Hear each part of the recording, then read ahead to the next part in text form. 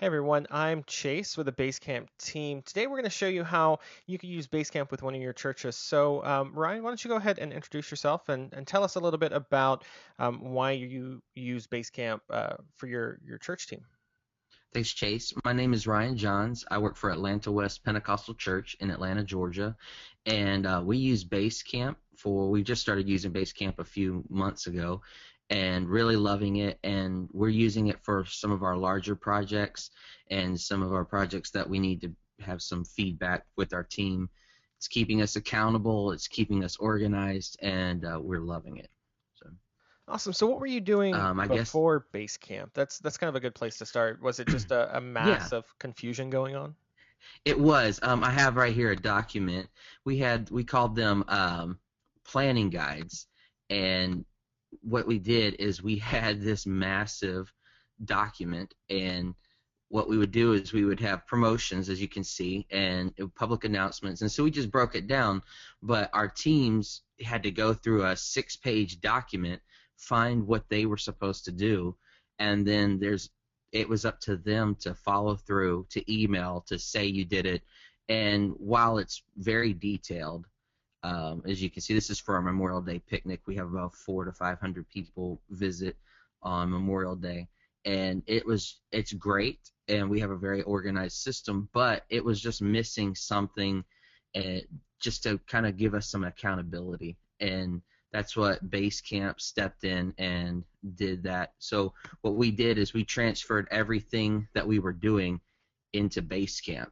And as you can see here, we have a Memorial Day picnic guide. Obviously, some of this is done, but everything's now embedded into Basecamp, and all the to-dos that were assigned in our documents are now converted into tasks, discussions, and it's been incredible. So can you kind of walk us through how some of those like the assignments would look like? With that Word document, it was kind of just like find your name, that kind of thing. Right. How did that work when you switched over to using Basecamp with those to-dos, like with assignments? Well, what we did is we took each. I'll jump back and forth, but we took each bullet point, like your header. So, for instance, food. Darla Cooper, she's our administrative assistant, so she would go through here. This is an old document, so we converted all this in. So then on our to-dos, we would have our full list here, and so everything you can see our current to-do list. You can see we've created headers for everything. So what we did is like for food, you click on food, and obviously you can see everything was done. She just didn't get to check this, but I'll check it for her because it was done. The Memorial Day picnic was a success. And then when we had like bullet points underneath those for like drink station, we would add comments. And then under there, we would add a point head person. So anything that was a sub point, we would add in as a discussion so that we would know what was supposed to be done in there instead of having 40,000 to dos for drink station. This way, you can kind of see who we assigned it, and then Darla Cooper reassigned it to the correct person, and then he would say team members committed. It's incredible what we've been able to do. So, and I love this little flip back to do lists, and then so we just walk through it. So my print and email promotions, we obviously had some campus maps, so I would post them here and say, does this look okay? And they would approve it, and we would also label it graph maps just to kind of make sure. So we had, a rock climbing wall here, and that way we printed these out. Everybody knew, and then if there was a problem, we could look back and say, no, you guys all approved it, accepted the changes, and we were good to go. So that's where the accountability factor for a team, it just really made a big difference for us. So it looks like with this project specifically, there's lots of action happening in the to-dos. Does that tend to be where most of the things happen with your projects? Is it mostly just doing the to-do list and those discussions around that to-do list? Correct. On this project, because it was a little more, this is a more just a to-do heavy environment. Yes, it was very important. We use the discussions a lot, just to email. I can show you one that we have a project that we're kind of doing a little more think tank design. And right here, we'll go to this document. This is two services. We're working on a new format for church. And right here, you can see we have a lot more in the files, text documents, and we use this. We actually open up Basecamp in our meetings. So what we really like Basecamp for is we have what we call pastors meetings or planning meetings, and it's a group of us that are sitting down and doing some critical thinking and trying to come up with a way to make church better. And right now we're working on a 2 services plan. Currently we only have one in the morning, and we're going to go to 2 back to back. So we were trying to do this. We're trying to bring everybody through it in a certain way. But what we wanted to do is use a format that we can import everything, take notes, and we've actually used Basecamp very extensively in the text documents and files. And we do have a lot of to-dos, of course. To-dos are a big deal to us. And as you can see, we have quite a few, and unfortunately, a lot of these right now are my to-dos. So I have 10 to-dos to finish up, but some of them aren't due for a little while. But what we love about Basecamp as far as the text documents is we take notes. When we have meetings with our what we call 301s, which is our volunteer leadership team, we'll actually take notes, and you can see our Q&A, kind of what people were asking, and then we have actually in our meetings we talk about when we're just kind of firing out some ideas, we use these documents.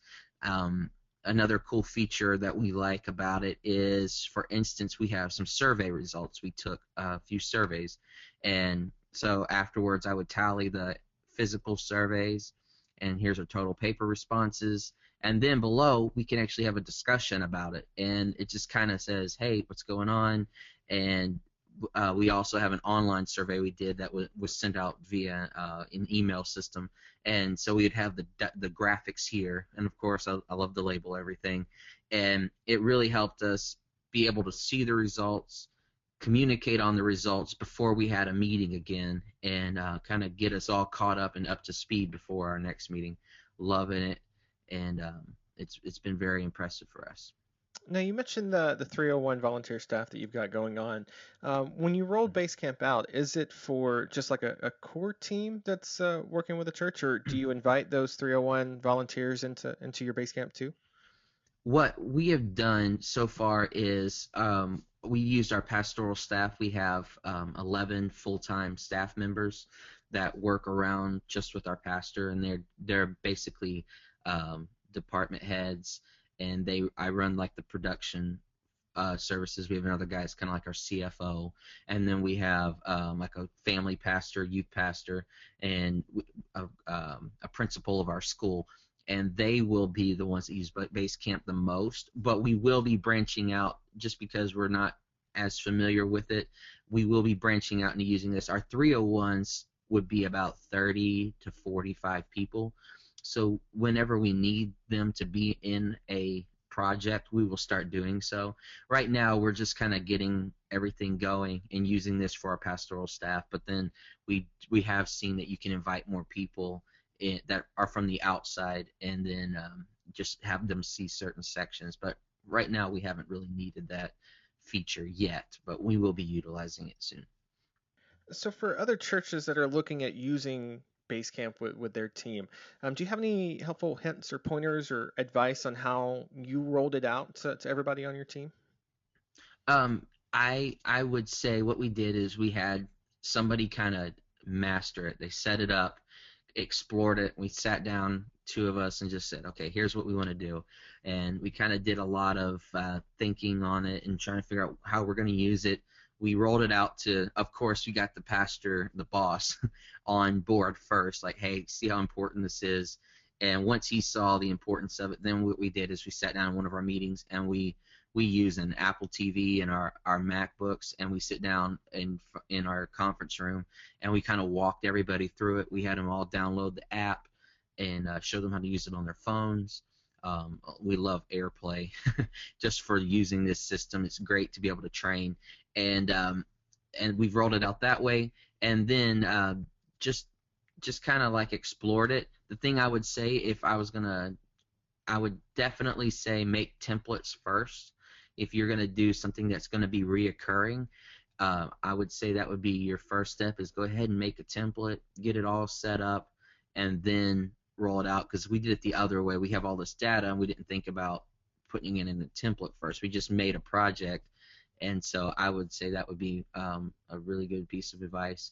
definitely get your leadership on board and make sure they use it. And I don't think they will hate it because it is so critical. It saved a lot of people from some problems. Like there's been some any kind of leadership, you don't see people doing any work sometimes, so you think they don't do any work, but that's not the case. But with this, the to-dos, being able to comment, being able to see people doing their work, it's actually boosted some morale, and it's made us more accountable, and it's made everybody a lot happier for us.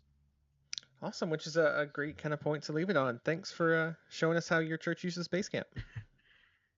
Oh, no problem. Thank you so much. We love it.